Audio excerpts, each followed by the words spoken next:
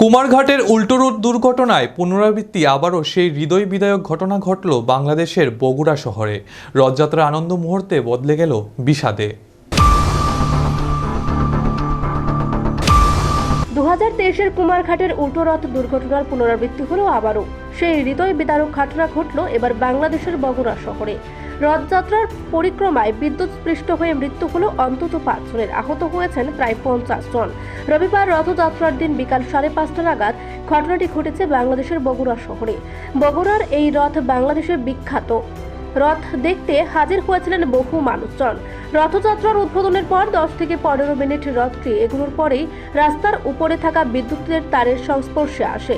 সঙ্গে সঙ্গে ছিটকে যান বেশ কয়েকজন। রথের আশেপাশে থাকা প্রায় 50 জন একই সঙ্গে বিদ্যুৎস্পৃষ্ট হন বলে জানা গেছে।